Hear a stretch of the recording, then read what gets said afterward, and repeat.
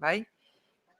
Gurekin dauzkagu Ignacio Martín, decano de la Facultad de Humanidades y Ciencias Sociales de la Universidad Isabel I de Castilla, eta asesor de formación de la Junta de Castilla y León. Eta baita ere Javier García de Vicuña, responsable de centros digitales. Bai? Ni ez dute gehiago hitz egingo, uste dut denbora behar dugula ere beraiei entzuteko, eta hitza emango diet. Muchas gracias. Gero, bai bakarrik komentatu, atzaldean egongo direla tailerrak eta benetan interesgarriak eta oso baliagarriak gure lanerako, ezta? Lauretatik, lauretan Flipped Classroom, lauterdietan realidad aumentada, bostetan Flipped Classroom berriz, eta bosterdietan realidad aumentada berriz. Taller guztiak Ignacio Martínek emango du, eta benetan gomendagarriak denak. ¿Bai? Muchas gracias. Bueno, lo primero, muy buenos días a todos. No vamos a hacer presentaciones que ya nos las han hecho, simplemente, bueno, comentaros que para nosotros es un placer. ¿Se me oye ahora mejor? Sí. Para nosotros es un placer compartir estas segundas jornadas de Escuela Digital con todos vosotros. Y, bueno, lo que venimos aquí es en una hora a daros un poco cuál es la visión de Apple en todo lo que tiene que ver con el tema de innovación educativa, que, como ya conoceréis, bueno, pues que va mucho más allá de únicamente instalar dispositivos en las aulas. La presentación no la voy a hacer yo porque tengo el orgullo de que hoy me acompañe Ignacio Martín, que es un referente en todo lo que tenga que ver con la innovación educativa. Ignacio, te paso los trastos. Egunon, muchas gracias. Estamos en un momento de nuestra relación con la información, con el conocimiento, del que tal vez no seamos conscientes de los enormes, emergentes cambios en los que estamos inmersos. Yo, como formación epistemológica, procedo del campo de la historia y esta misma percepción de en determinados momentos claves, nucleares de la historia, que los propios sujetos actantes no sean conscientes de todas las transformaciones de fondo que se están produciendo, es algo que ya me resulta conocido, ¿no? Y claro, hacer una exégesis de exactamente dónde estamos en cuanto a posibilidades tecnológicas, pedagógicas o tecnopedagógicas, resultaría muy ambicioso en los 40 minutos que me he propuesto que dure como máximo mi intervención. Pero lo contrario, empezar ya a hablar de ecosistema Apple, de tecnologías, carecería de sentido y creo que eso nos conduce a estar permanentemente como un pollo sin cabeza, tomando decisiones, cambiando de métodos, cambiando de ecosistemas tecnológicos, sin saber muy bien hacia dónde apuntamos. Así que me vais a permitir que cambie todo este análisis simplemente por el estudio de tres casos muy simples, fáciles de documentar en la red, etcétera. En Nueva Delhi, en algunas otras ciudades de la India, precisamente en los barrios más depauperados y donde no se habla inglés, a una persona se le ocurrió que cómo podía dinamizar, cuál era la mejor aportación que podía hacer para la mejora de la educación. Y llegó a la conclusión de que era hacer agujeros en las paredes. Pero claro, no únicamente hacer agujeros en las paredes, sino dentro emblistar algunos ordenadores con conexión a Internet en inglés. Y el sujeto de uso, pues como veis, eran personas de condición social desfavorecida, que no hablaban inglés. De hecho, anecdóticamente, luego revelaré quién es el autor de esta idea tan aparentemente disparatada, comenta esta situación. Le preguntaban, pero bueno, ¿y esto para qué es? ¿Para qué sirve? ¿Por qué está en inglés? ¿Qué pretende que hagamos aquí? ¿No? ¿A qué hemos venido? Y él les dijo dos cosas, que yo creo que constituyen toda una filosofía educativa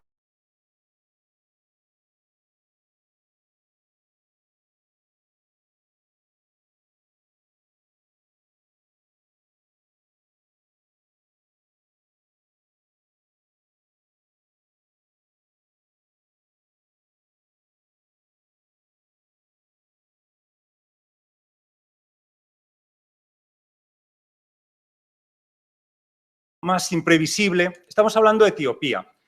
Imagino que a muchos nos suena una película que no es gran cosa, pero bueno,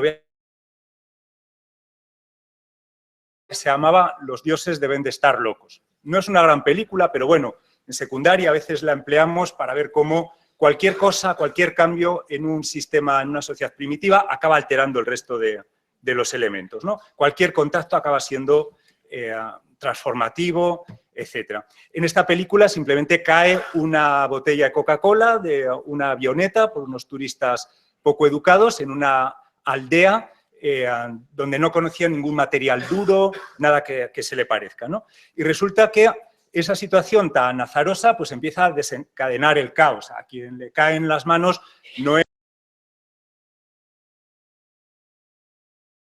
situaciones de choque social que acaban al final, bueno, pues llegando a extremos casi kafkianos, ¿no? Una señora con un tupé con chapas de Coca-Cola. Bueno, me voy a permitir hacer, decía, una licencia poética, dejando que en la realidad, en la aldea de Etiopía a la que nos vamos a referir, estas cajas hubieran caído de un avión, como la botella de Coca-Cola, ¿no? Pero, insisto, en un contexto totalmente distinto para aquel al que fueron concebidas. Dentro de estas cajas únicamente había dos elementos. Tablets, no eran Apple, eran tablets. En concreto, la idea nació de una ONG, One Laptop for Children, un ordenador de sobremesa barato para cada alumno en los países del tercer mundo, pero en este caso dijeron, bueno, ¿y si dejamos caer unas cuantas tabletas? Por cierto, que quitaron la cámara porque pensaron que tú y yo, que sí que somos herederos de una cultura de más de 500 años, la del Renacimiento, de mirar por un agujerito, sabíamos entender el lenguaje cinematográfico, el lenguaje fotográfico, etc.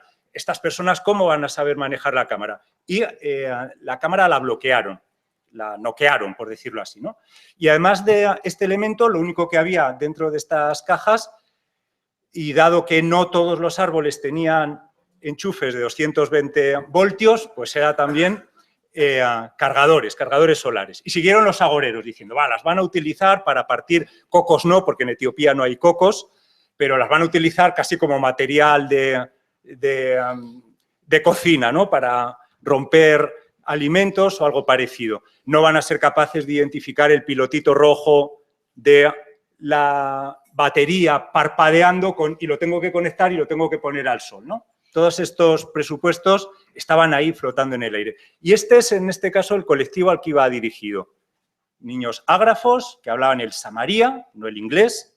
Insisto también en esta dificultad, que no es menor, la del idioma, sin ninguna intermediación de ningún adulto. Aquí sí que se dejaron en una camioneta, esa es la realidad, y cada 2 o 3 meses iban, veían en qué estado estaban las tablets, también filmaban, ¿no? Para ver qué uso estaban haciendo, qué adquisiciones habían logrado, etc. Esta era su escuela. Una pared cualquiera, una cueva cualquiera, y esta era también su escuela. Una señora que mira a su hijo, ¿esto que tienes qué es? Bueno, y el tercer estudio de caso, el tercer punto de análisis, este es más difícil de focalizar porque yo diría que está pasando en absolutamente todos los puntos del planeta, de manera simultánea, a cualquier edad. Me atrevería a sugerir una pregunta para seguir ampliando mi base de datos.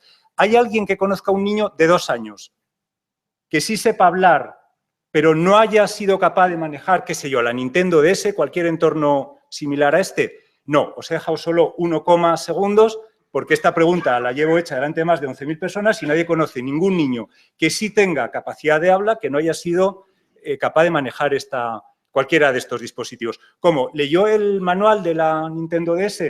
Yo creo que puede estar en coreano, porque para el efecto es lo mismo, ¿no? Pues otra de la letra tan piojosa, pensando en gastar el menor número de madera posible.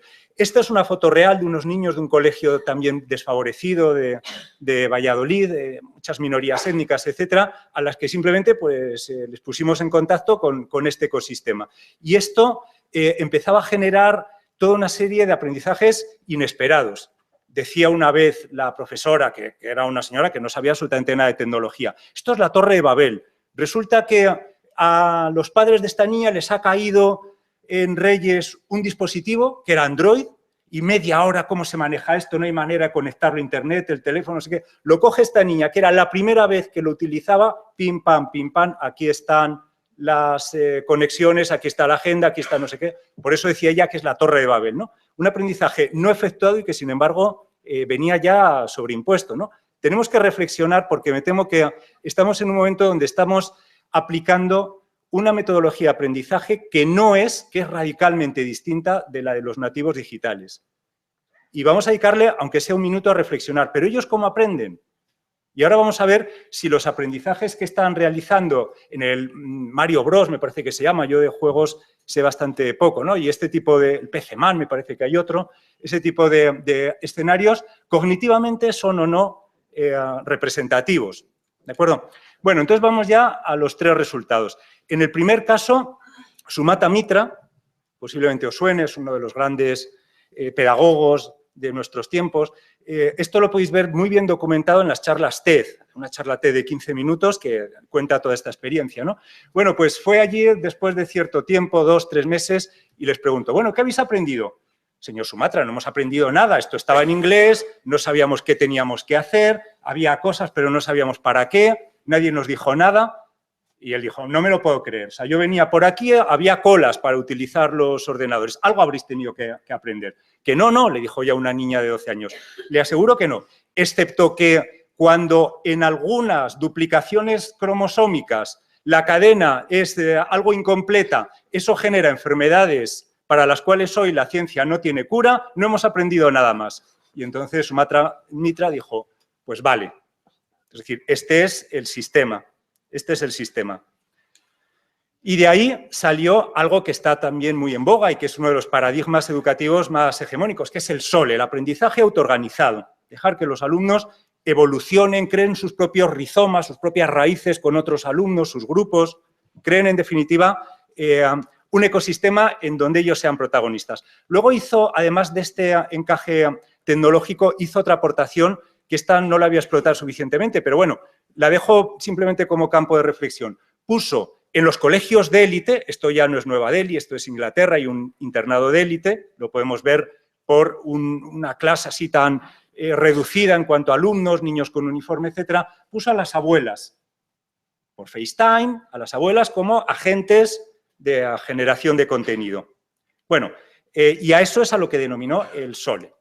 En el segundo de los supuestos, pues bueno, esto se puede resumir así. Fueron capaces de desbloquear la cámara, de filmar películas con cierta intención narrativa, para sorpresa de los antropólogos, como os decía. Es decir, no era un guión muy complejo, pero sí un niño que estaba dormido y otro que con unas ramas le despertaba y grababan el susto, ¿no?, del niño al despertarse, o sea, con plena conciencia de lo que se estaba haciendo, ¿no? Pero no sé si se ve bien en la diapositiva, pero si no os lo anticipo yo, ahí pone play, ahí está todo en inglés. Fueron capaces de escribir con un palo en la arena lion y frases más o menos simples. Fueron capaces de alfabetizarse en menos de 9 meses en un idioma que no era el suyo y para el que no tenían ningún tipo de ayuda. Esto causó tal sorpresa que todavía hoy en día se está reinterpretando todos estos elementos. Niños, luego lo veremos en mi taller de realidad aumentada, que aprenden hasta 42 palabras simplemente enfocando con su iPad un letrero donde pone termómetro y acaban sin el iPad siendo capaces de reconocer todas las palabras a esa velocidad, 42 palabras cada unidad didáctica, cada 2 semanas. Pero, sobre todo, para que esto no parezca un caso que nos tape, el árbol nos tape el bosque, hay un estudio de un educador que se llama Gianni Viteglia, que llegó a la conclusión de que el Mario Bros. Y estos jueguecitos de las Nintendo DS tenían el mismo nivel de complejidad que puedan tener la combinatoria compleja, la que se estudia, por ejemplo, en cuarto de la ESO. Los matemáticos, y yo no soy de esta disciplina, a esta categoría de problemas lo llaman HP-hard. Nadie creyó a Gianni Viteglia y al poco tiempo el MIT, conocido Instituto Tecnológico de Massachusetts, replicó este estudio. Si un estudio está bien planteado, significa que al replicarlo tienes que llegar a las mismas condiciones. Y llegó exactamente a las mismas condiciones. Si hay alguien de matemáticas, seguro que sabe interpretar mejor esta idea. Pero bueno, son los problemas que se llaman del viajero. Un viajero va de un nodo a otro y tiene varias ciudades intermedias, ¿cuántas combinaciones posibles, ¿no? Escenarios por los que se mueve el muñeco, imagino que irá por allí. Pero estamos entonces en un momento en donde nuestros alumnos de cuarto de la ESO fracasan todos. España es un país que tiene un 25% de no aprobados en cuarto de la ESO entre sus alumnos de altas capacidades.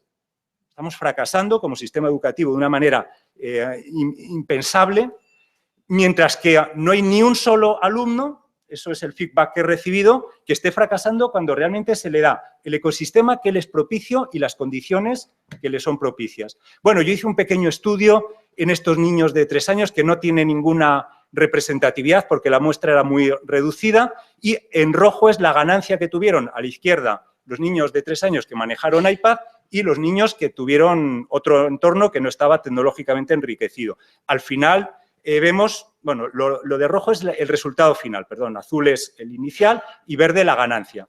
Al final superaron, partiendo de una situación previa de desventaja, a los niños de 4 años y medio. Es como si en un año hubieran aprendido lo que les correspondía en 4 años y medio. Entonces yo os invito a pensar, ya que no ha leído el manual del ADS, ya que no ha tenido ninguna intermediación de un docente, etcétera, cuáles son los mecanismos que ponen en juego los nativos digitales, porque tal vez lo que estamos haciendo es a un motor de queroseno alimentarlo con diésel y ahí tenemos nuestros fracasos, o si queremos viceversa, ¿no?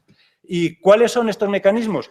Podrían ser más, pero bueno, como el tiempo es limitado, 3, 4, ensayo-error. Ese es el más masivo, prueba, prueba, prueba. Los adultos seguimos pensando que las máquinas tienen un botón que si lo toco está conectado a un mecanismo eyectable que está debajo de mi silla y que me lanza al techo, ¿no? Los niños no, tocan, tocan, prueban, prueban y si no, no pasa nada, vuelven para atrás y vuelven a probar. Esto nosotros lo podemos replicar y ahí es el gaming, donde podemos tener tecnologías sencillísimas, TinyTap y tantas otras tecnologías para profesores que no sean expertos, que nos permiten replicar esta situación en donde el niño, por ensayo-error, aprende. Pero con este mecanismo no se llega a consolidar aprendizajes ya de una cierta dificultad. Aprenden desde el desempeño, aprenden haciendo. Tú y yo estamos educados en un sistema que nos ha acabado performando de acuerdo a un canon cognitivo en el que la teoría tiene que preceder a la práctica. Ellos no. Tú y yo necesitamos primero el manual de instrucciones antes de aplicarlo. Ellos deducen las instrucciones desde el propio desempeño. Y esto, metodológicamente, puede ser el ABP, el aprendizaje basado en problemas. Es que esa es su fortaleza. En lo que es fuerte es, he manejado un iPad y ahora sé manejar cualquier otra cosa similar. Ahí es donde tienen la fortaleza, en esa capacidad transductiva. Pero esto ya no es solo cuestión de tecnologías. Un alumno que ve un problema ya resuelto es capaz de replicarlo a otros escenarios distintos. Si tuviéramos que formular esto en términos muy condensados, tú y yo necesitamos la receta de Arguiñano y un alumno necesita ver en YouTube vídeos de otras recetas similares. Ni siquiera tiene por qué ser la misma tarta. Y aquí es donde sí podemos implementar el Flip Classroom. Y en el taller que impartiré veremos la facilidad cualquiera lo puede hacer para generar un vídeo y ponerlo y compartirlo y tenerlo a disposición de los alumnos. Un vídeo donde yo resuelva el climograma de Köppen, el comentario de una pirámide de población y no la teoría previa, que ese no es el mecanismo, el método que les resulta eficaz. Y desde luego aprenden por negociación semántica, aprenden, no, esto se hace así, aprenden, a mí me dan sopas con onda. No hay día que no sufra algún zasca, como dicen ellos, incluso en lo que aparentemente podría ser mi fuerte, la tecnología. No, Ignacio, esto lo haces más rápido haciéndolo de esta manera. Pero es que cuando en una clase tenemos 20 alumnos opinando y tengo una herramienta, y hay cientos de herramientas que lo permiten, que hace que lo que opinas tú y lo que opinas tú esté puesto en una misma diapositiva, esté puesto al mismo tiempo. NERPOZ, si no queréis soluciones más complejas, sería capaz de replicar este escenario. Eso produce un enorme enriquecimiento y una generación de un contenido que es vivido, que es construido de una forma social, común. Esto es lo que dice Vygotsky. No tenemos que buscar más trasfondo teórico. Vygotsky dice que en el fondo cualquier aprendizaje tiene una función social. Uno va al colegio no para aprender, para ser médico, uno va simplemente para relacionarse. Y ante eso, pues podemos hacer dos cosas. La solución militar de tú te callas, estás quieto y hasta que yo no te diga no hablas, o hacer la estrategia del judoka. Esta es tu inercia, pues yo la voy a aprovechar, pero para que aprendas. Voy a dar la vuelta a esa necesidad de socialización para que aprendas. Por poner un ejemplo así relevante, hace poco un niño de quinto de primaria, en una de estas situaciones de negociación semántica, tenía que responder a esta pregunta. ¿Por qué es mejor la vida durante el Paleolítico que durante el Neolítico? ¿Por qué es mejor ser hombre paleolítico que neolítico? En general es al revés, ¿no? Y me responde, porque tenían menos estrés. Claro, yo me quedé así un poco, ¿a qué te refieres con menos estrés? Sí, hombre, nos has dicho que comían 800 gramos de carne al día, que cazaban un día de cada 15, pues entonces vivían como un marqués, mientras que el hombre neolítico estaba todo el día, perdón, ¿se puede decir alguna palabra? Acojonado, dijo él, diciendo, uy, como vengan de esta ladera me van a robar, como no llueva me voy a quedar sin cosecha, como haya una plaga. Bueno, fijaos que es una idea totalmente disruptiva, etcétera, pero a partir de esta idea se produce un verdadero aprendizaje. No es para siempre estar de acuerdo, pero sí moviliza todas las ideas previas. Y os voy a decir algo con absoluto convencimiento de causa. 20 niños de quinto de primaria, de primero de la ESO, hacen de la clase algo muchísimo más rico que lo que puedo hacer yo, que solo soy uno. No sé si me habéis visto bien, pero soy uno. 20 con sus errores, con sus aciertos. Dice Oscar Wilde, no hay ningún hombre que sea del todo desaprovechable, siempre nos puede servir, aunque sea como mal ejemplo. Bueno, pues aquí tenemos muchos malos ejemplos que nos sirven para aprender. Y esto me sirve a mí para monitorizar el aprendizaje, algo que no estamos haciendo. Yo llevo 30 años dando clase en todos los niveles educativos y la sensación que he tenido, ahora que lo he descubierto, es la de ir pilotando un coche sin luces por una carretera a ciegas. ¿Qué sabía yo si alguien estaba o no aprendiendo? Desde que tengo este entorno a mi disposición, lo sé en tiempo real. No lo sé cuando ya no hay nada que hacer. Lo sé a medida que las cosas van pasando. O sea, hablo de funcionalidad, no hablo de motivación, no, de funcionalidad como profesor. Y desde luego aprenden por imitación muchísimo. No nos podemos imaginar cuánto. Aprenden simplemente viendo cómo otro lo resuelve. En eso sí tienen verdaderas fortalezas y son capaces de aplicarlo, como decía, a contextos radicalmente distintos a aquellos en los que lo han aprendido. En esta situación, entonces, yo tengo que seguir practicando las mismas rutinas de toda la vida, el examen. Bueno, por ahorrar también tiempo, sabéis que en Finlandia han suprimido para el próximo curso escolar la caligrafía, por lo menos la caligrafía tal cual la conocemos. Lo han cambiado por Siri. Yo tengo niños de 3 años que están haciendo sus informes.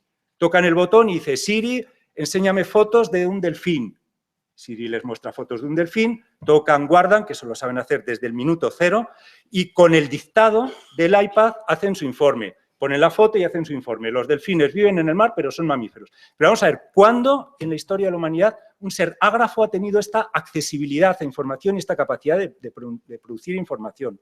Cuando esto mismo lo hemos propuesto para niños de primero de la ESO, te cambia radicalmente la idea que todos tenemos de un niño de la ESO. Claro, hasta los 15, 16 años no está mecanizado e interiorizado los patrones grafomotrices. Luego, no puedo estar al mismo tiempo pensando en cómo se mueve el volante y por qué calle quiero ir que sea más eficaz. O estoy escribiendo pensando. Cuando le dejas que dicte, está pensando. Y de ahí están saliendo cosas que a muchos de los profesores a los que acompaño en este tipo de aventuras les está dejando totalmente descolocados respecto a todo lo que pensaban. Luego lo comentaré también en el taller de Flip Classroom, pero cuando los alumnos pueden rodar un vídeo resolviendo un problema, son capaces de operativizar lo que están resolviendo. Es decir, niños que todavía no están en el periodo de operaciones concretas están alcanzando este desempeño y niños del periodo de operaciones concretas están ya alcanzando el estadio de operaciones abstractas.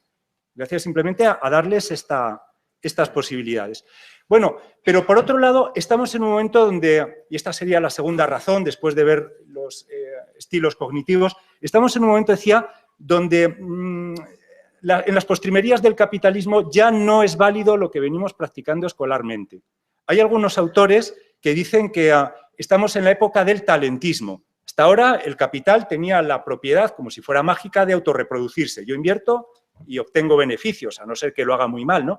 Esto ya no está garantizado. Solo con talento uno puede asegurar retornos. Y entonces, ese esquema en el que yo te preparo para hacer un desempeño, esto es una fábrica de una industria madura, ese es el esquema escolar, ¿no? Yo te preparo para que seas médico, para que conozcas las ciencias sociales de primero de la ESO. Ese esquema ya no es válido, por muchísimas cosas. Ahora vamos a ver solo un par de ellas. Pero, por ejemplo, hace poco un estudio ha determinado que el 50% de todos los empleos de la Unión Europea en 15 años se perderán, serán sustituidos, ¿sabéis por qué? Por robots.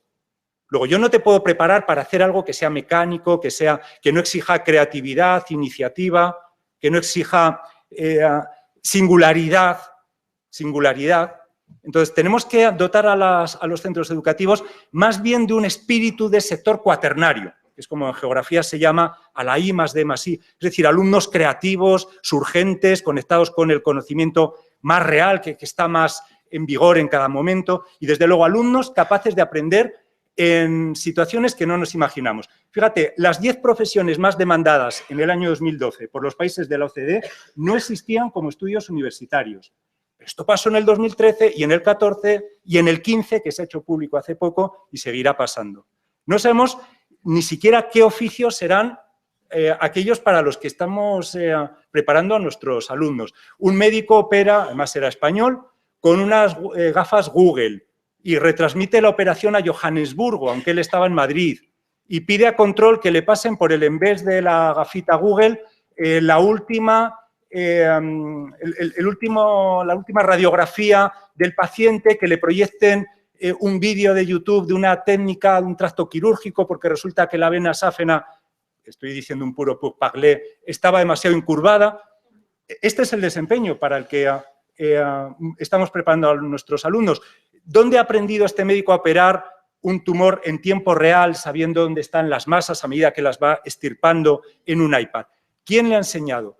¿Quién ha enseñado a este médico? Ha tenido que aprender desde el desempeño, ha tenido que aprender por sí mismo. Y ahora os propongo que hagamos esta breve operación, que pensemos en lo que se pueden estar imaginando en este momento sus profesores, su profesor de anatomía patológica, el de quirúrgica, etcétera, etcétera. Y si eres capaz de esta misma extrañeza aplicártela a ti mismo, entenderás lo que vas a sentir cuando intuyas el desempeño real para el que hemos preparado a nuestros alumnos. ¿Qué sentido tiene ahí exámenes? ¿Qué sentido tiene ahí esas rutinas que venimos practicando? No estamos dando lo mejor que a nuestros alumnos les podríamos proporcionar, que aprendan desde el desempeño, que aprendan a manejar información. Bueno, esto yo lo condenso así, a lo mejor suena demasiado a naif, pero creo que el mejor servicio que podíamos hacer a cualquiera de nuestros alumnos es convertirlo en un buen profesor, en un buen maestro, ser capaz de aprender, de enseñar a otro, etcétera. Y ahora vamos a pensar si la dinámica habitual de nuestras clases va por allí o no estamos dando estas posibilidades. Por otro lado, y ya para terminar con esta visión, vamos a ir sobre el timing.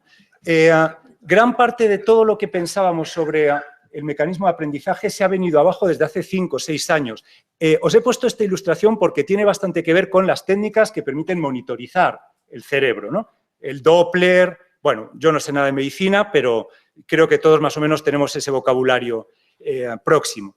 Y resulta que cuando se empieza a ver qué impacto generan unas y otras situaciones de aprendizaje, pues el descubrimiento principal es que esas dos pequeñas amígdalas del sistema límbico, que están en rojo en esa imagen que va girando, esas dos pequeñas amígdalas son las responsables de decidir si algo merece la pena ser aprendido o no. O sea, nuestro cerebro está diseñado para vivir en la sabana, donde apenas hay grandes cambios. Y de repente nos estamos acomodando a un mundo donde continuamente todo está cambiando. Y te explico la regla de Ruffini y mañana te explico el no sé qué.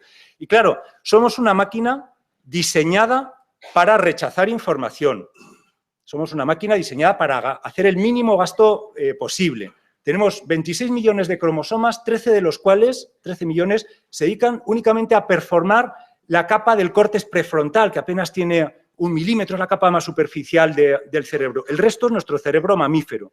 Pero no es gratuito. No es gratuito la toma de decisiones. Me refiero, o existe un alto impacto, y ahí es donde sitúo el taller de realidad aumentada, o existe un alto impacto, o realmente la situación es, como dice Edward Dale, altamente inmersiva, o uno no aprende. Uno no aprende. Mirad, el 15% de lo que el alumno oye lo retiene a las 24 horas. Esto no es rentable. Si yo trabajase en Fasa Renault y me salieran bien el 15% de los coches, al día siguiente me echaban, ¿no? Tendré que hacer otras cosas, ¿no? Y en cambio hay el 90% de lo que Y esto sí que lo puedo poner en juego en clase. El 90% de lo que enseña otro se retiene a las 48 horas. Estamos hablando de un porcentaje que ya sí merece la pena. Y esto lo puedo llevar a cabo. Tengo fórmulas de aprendizaje cooperativo, el Jigsaw, el STAT, etcétera, etcétera. No es nada complicado. De nuevo vuelvo a hacer de mis alumnos buenos maestros, buenos docentes. El tiempo de atención útil en primero de la ESO va de 8 a 14 minutos. El minuto 15 regálaselo a los pobres porque no lo estás aprovechando. Está monitorizado, ¿eh? En el minuto 15 un 20% de los alumnos está conectado a la explicación. Cada hora tú desconectas 500, tú y yo, no somos distintos, desconectas 500 veces cada hora. Un alumno de primero de la ESO desconecta 2000 veces cada hora. Insisto que está medido. Entonces, dar clase de continuo, estar 45 minutos hablando, es esto. Me pongo ahí en la calle y va pasando la gente y cada uno escucha un ramalazo de lo que cuento, un ramalazo de mi discurso. A veces nadie, por mucho que grite, pero es que es así. Y, por tanto, tenemos que emplear el tiempo de una forma mucho más eficiente. Eso es también Flip Classroom. Como tengo poco tiempo que explicar, pero muchas cosas que explicar, gran parte de las explicaciones las grabo en vídeo. Y en casa sí, es un ecosistema con menos distracciones, menos posibilidades de socialización, etcétera. Y el tiempo que libero de explicación sí lo puedo dedicar a aprendizaje basado en problemas, a Jigsaw, a exponer en público, a lo que queráis. Una de cada 20 informaciones, una de cada 200 informaciones pasa el primer filtro de atención y solo una de cada 20 de esas se transforma en conocimiento. Una de cada 4000 cosas de las que decimos en clase acaba siendo conocimiento efectivo. Luego tendré que explorar otras posibilidades, ¿no? Y esto me lleva a un ajuste metodológico y yo el Flip Classroom no lo considero realmente una metodología. El Flip Classroom lo considero más lo que me permite desarrollar otras metodologías, lo que me permite ahorrar, efectivamente, lo que me permite ahorrar tiempo. ¿Para qué? Para, por ejemplo, Learning by Training, que el alumno enseña a otro, porque eso es eficaz, porque la competencia comunicativa es una de las claves de las definidas por la OCDE, a desarrollar el critical thinking. Dice un sociólogo, Granger, que vivimos en una sociedad caótica. Y dice, pero caótica no quiere decir que no tenga reglas. Caótica quiere decir que las normas, los patrones, las leyes son mucho más crípticas, están mucho menos en la superficie. ¿Puedo yo presentarme en clase con el discurso ya hecho, simplón, de cualquier material didáctico, un libro de texto? No, yo tengo que capacitar a mis alumnos en otros escenarios de análisis más profundo. Lo contrario es tomarle el pelo. Y psicooperativo, inteligencias múltiples, personalizar el entorno. Para mí el ecosistema Apple, una de las ganancias principales que me ha permitido es precisamente el personalizar. El que un alumno que tengo en uno de los centros que monitorizo en segundo de bachillerato, que es superdotado, esté haciendo a esta hora, porque le toca arte, esté haciendo el curso del manierismo del Prado. Y simplemente para el profesor y para mí ha sido tocar en un botón. El botón del curso de iTunes U, un curso gratuito y que sí es específico para él. Bueno, vamos a hablar entonces un poco del entorno tecnológico. Yo sé que es una de las decisiones más complicadas para quienes tenemos cualquier tipo de responsabilidad educativa. Es decir, ¿por quién apostar? Sé que hay muchas alternativas. Yo no voy a decir que ninguna de las demás sea válidas, pero yo sí tengo muy claro, por muchos motivos, por qué Apple. El principal, yo llevo 12 años dedicado fundamentalmente a la formación del profesorado, y el principal es la curva de aprendizaje. Es decir, no he visto ningún otro ecosistema que cueste menos aprenderlo por parte de profesores, que no tenemos por qué ser expertos en tecnologías. Yo no lo soy, y a mí no me quita el sueño la tecnología. Yo lo que quiero es dar clase bien, con el menor coste posible de aprendizaje para mí. No he visto ninguna herramienta que tenga una curva de aprendizaje más, no sé cómo decir, que compense más, ¿no? El exiguo esfuerzo que nos requiere. Por supuesto, es un sistema que es fiable. Esto para mí es lo fundamental. Yo lo que no quiero es tener ninguna complicación. No quiero tener que aprender qué está dentro de cada uno de los procesos que hago. Yo quiero que funcione. Y Apple, a lo mejor esta metáfora os suena muy cursi, os pido perdón de antemano, pues es como un traje hecho a medida. El hardware y el software están implementados pues, para llevarse bien, para que se ajuste bien. Si yo me compro un traje de la talla 42, como tal vez sea corto, pues me apriete, o como soy patizambo, pues entonces me hace arrugas por otro lado. Esto no, aquí no hay ningún tipo de dificultad. No he visto nunca ningún problema de implementación en un colegio, en un instituto. El iPad todo reversible, no hay ningún problema. Es una maravilla, pero todo esto lo voy a poner simplemente en una anécdota. Hay un colegio que tenían una persona, un responsable IT para 200 ordenadores. Ahora tienen 1.500 iPad. ¿Cuántos responsables IT tienen? Uno, que por cierto vive como un marqués porque no tiene que hacer prácticamente nada. Sistemas monitorizados, MDMs, con lo que simplemente le dice el de historia, oye, cárgame el Time Seance. Hace así, lo arrastra un icono y ya lo tienen todos los alumnos. Es así su vida. Pero claro, cuando hablamos de ecosistema Apple, tenemos que pensar no solo ya en el iPad, en los ordenadores, también, por ejemplo, en todo el conjunto de sistemas de proyección inalámbrica, el Apple TV. Eso es maravilloso, que un alumno en 3 toques esté proyectando su iPad, es maravilloso. Yo, profe, esa es la imagen que me viene cuando yo pienso en todos estos centros, cosa que, por cierto, antes no sucedía. Yo, profe, mi cuaderno no solía suceder. Estamos hablando de apps, de libros multitouch interactivos y de esa otra maravilla que son los cursos de iTunes U. Explicaré un poquito algunas de estas cosas, aunque sea tangencialmente por el tiempo, ¿no? Hay algunas apps propias que permiten hacer películas, como es el caso de iMovie, tener un estudio de grabación, GarageBand.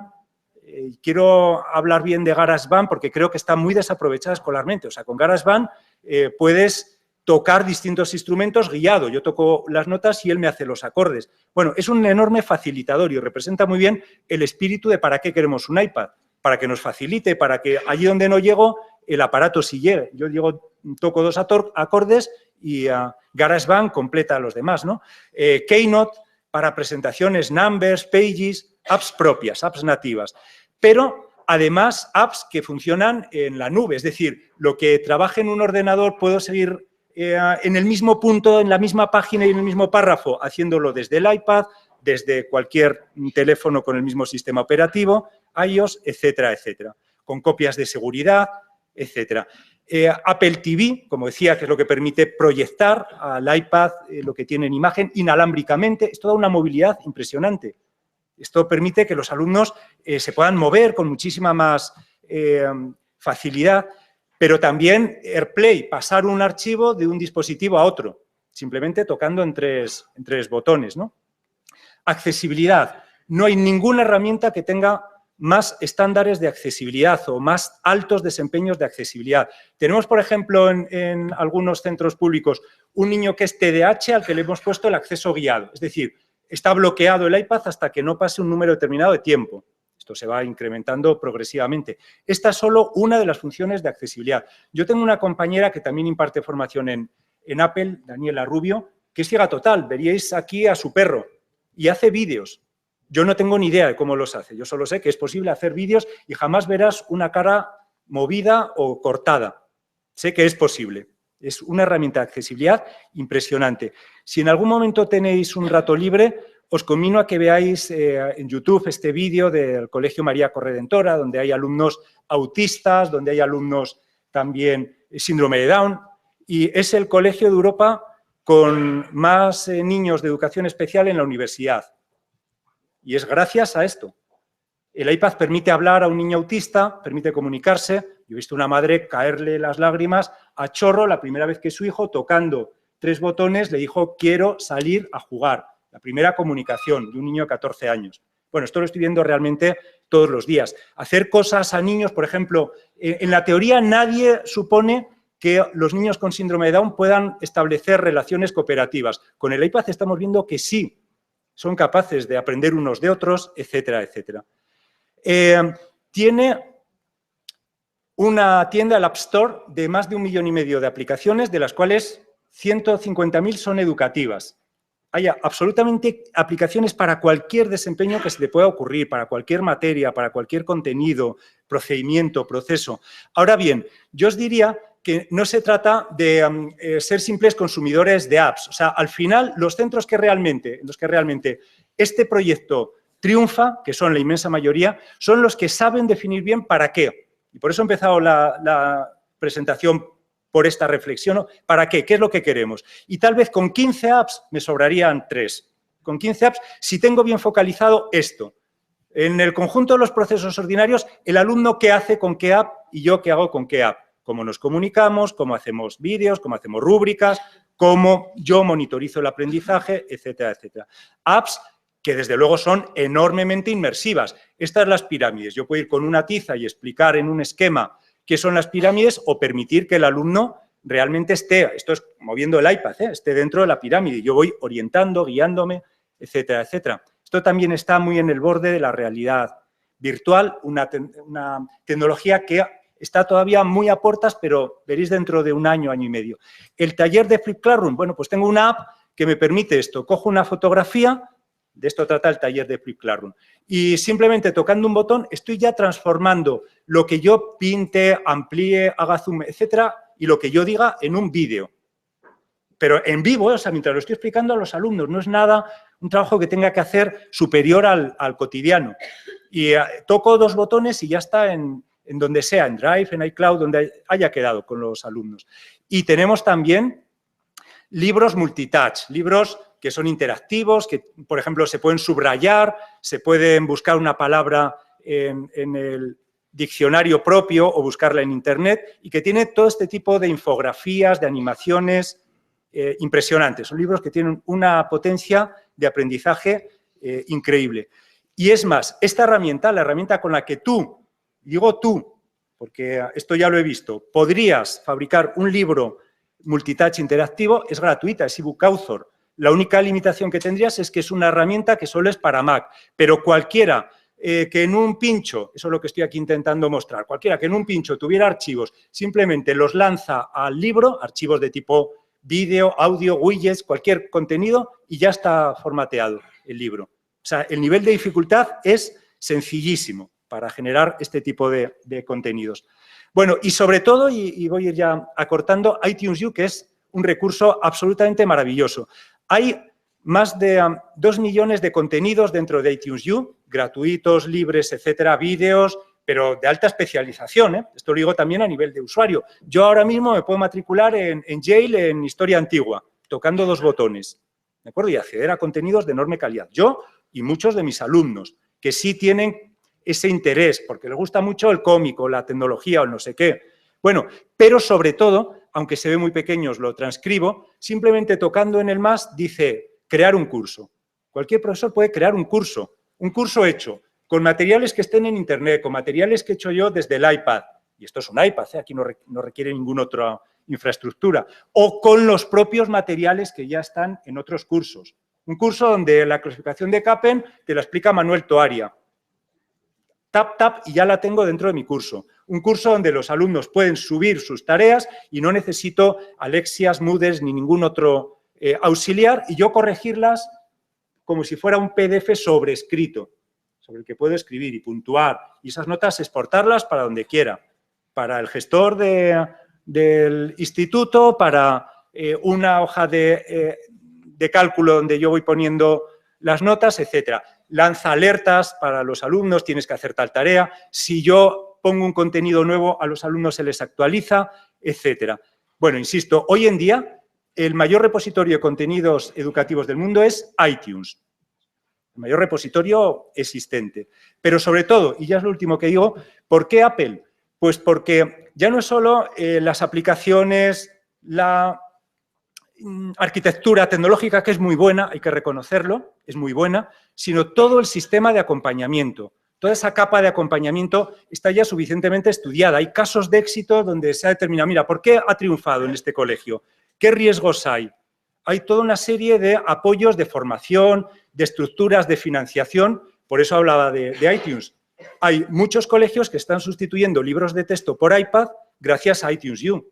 Una herramienta que en 2 horas cualquiera la sabría manejar mejor que yo, o por lo menos igual, tan sencilla que no tiene esas dificultades. Hay también, desde luego, toda una cultura de la planificación estratégica. Apple no es cómprate el cacharro y luego piensa a ver qué quieres hacer con él. Apple es un proyecto.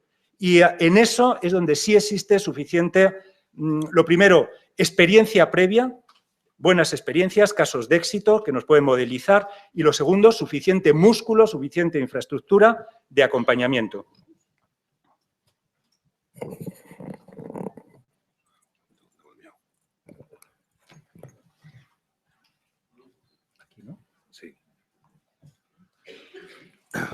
Bueno, la verdad que hablar después de Ignacio da casi como un poco de apuro, ¿no? Por eso voy a ser muy breve y lo único para finalizar nuestra ponencia, lo que quede en 5 minutos, es daros un poco una visión de, retomando lo último que comentaba Ignacio, es esa capa de acompañamiento, esa capa de ayuda a cada centro, hablando en local. Ojalá pudiéramos tener a Ignacio en cada aula, en cada centro, pero como eso es imposible, pues hay que replicarlos con otro tipo de acompañamiento. Bueno, y en este sentido, yo un poco, mi mini ponencia la he titulado, vale, y todo esto en mi centro, punto suspensivo, o sea, ¿cómo? O sea, al final, ¿cómo hacemos llegar toda esta realidad que nos ha contado Ignacio al centro? Entonces, bueno, primero, yo también quiero marcar 3 evidencias que creo que han quedado claras después de toda la ponencia de Ignacio, ¿no? La primera evidencia es que hay que dar una vuelta al concepto de enseñanza. Estamos hablando ya en otros términos, eso es evidente. Otra evidencia que también es recalcar lo que ha dicho Ignacio, que innovar no significa cambiar libros en papel por libros dentro de una tablet o dentro de un monitor de ordenador con la misma estructura del libro y con la misma forma de enseñar que tenía un libro convencional. Una tercera evidencia, pues que también está claro, que el uso de la tecnología de per se no supone un cambio metodológico. Y por último, otra evidencia, que la tecnología de movilidad puede ser un motor de cambio, perdón, la penúltima. Y también creo que parece ser, y en esto hay estudios ya más que documentados, que el modelo 1 por 1 parece que es el mejor entorno para hacer realidad toda esta transformación metodológica. Vale, una vez dichas las evidencias, en la que creo que aquí si levantáramos la mano, pues nadie la dejaría parada porque nadie estaría en contra, vamos un poco con el tema de las dudas que nos asaltan a los equipos directivos, a los claustros de profesores en todos los centros. ¿Cómo hacer realidad esta transformación en mi centro? ¿Cómo llevo todo esto a mi centro? Bueno, y aquí las dudas, las preguntas son claras. El cómo, el por dónde empiezo, con qué metodologías, con qué dispositivo, ¿no? Creo que son las preguntas que todos los equipos directivos os habéis hecho. Y bueno, y nosotros hemos puesto, pues ir un poco, además, el símil de Ignacio, y juro que no habíamos hablado antes de la ponencia. Bueno, la fórmula mágica nosotros la hemos llamado EPA. EPA, donde la E es de entusiasmo. De entusiasmo porque debemos ser capaces no solo de convencer al claustro de que el cambio es necesario, sino que tenemos que ser capaces de hacerles protagonistas de ese propio cambio. En una palabra, debemos entusiasmarles. La P también lo ha dicho Ignacio, la P hablamos de planificación. Obviamente, estos son procesos lo suficientemente complejos para que estén perfectamente estructurados y que no tengamos ninguna fuga, ningún punto de escape en ninguna de las partes. El modelo de transformación metodológica debe estar perfectamente planificado y además debe ser parte muy concreta del proyecto propio del centro. Y por último, la E, lo acabo de decir Ignacio en sus últimas palabras, la E de acompañamiento. Esto es un camino lo suficientemente complejo para no recorrerlo solos. Entonces, bueno, ahí sí os pedimos que os dejéis acompañar de profesionales como Ignacio, como nosotros en local, donde este camino pues llevamos un par de pasos por delante de vosotros y más. Y ya, yendo un poco a la concreción, ¿cómo os podemos ayudar? Desde Apple, centros digitales, que sería la parte local de poner esto en marcha. Primero, en la parte de entusiasmar al profesorado, pues bueno, primero formándole e informándole, como también ha dicho Ignacio. Segundo, vuelvo a repetir palabras de él, evidenciando buenas prácticas de otros centros que ya han iniciado el proceso.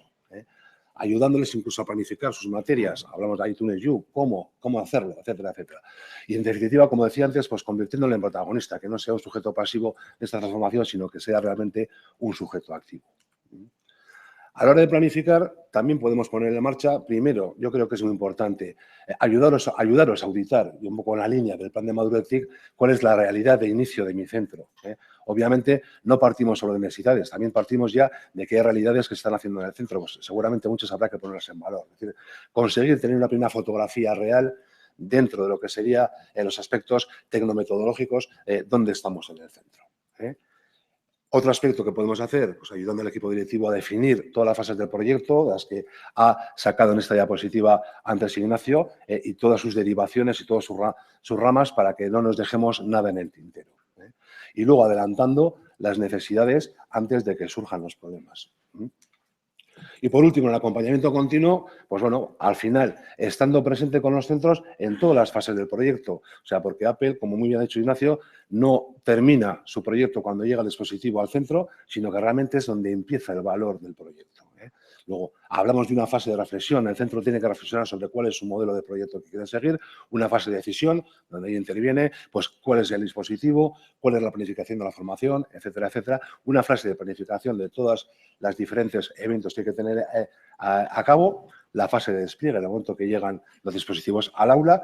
Y la fase de consolidación del proyecto. Es decir, esto no es flor de un día, sino el primer día del despliegue es el primer día de una nueva historia que tiene que tener siempre continuidad.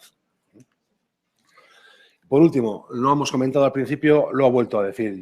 Nosotros queremos empezar esta misma tarde ya viendo unas píldoras de todo lo que estamos comentando, cómo se lleva la realidad, ¿no? Hemos montado 4 talleres, que además lo hemos hecho de tal forma horaria que aquel que tenga interés puede asistir a los 4. 2 de ellos lo va a impartir Ignacio, el de Flex Classroom, el de realidad aumentada, y luego tenemos otros 2 talleres más que también son de muchísimo interés. Aquí no me paro, el de Flex Classroom que la ha comentado Ignacio, realidad aumentada.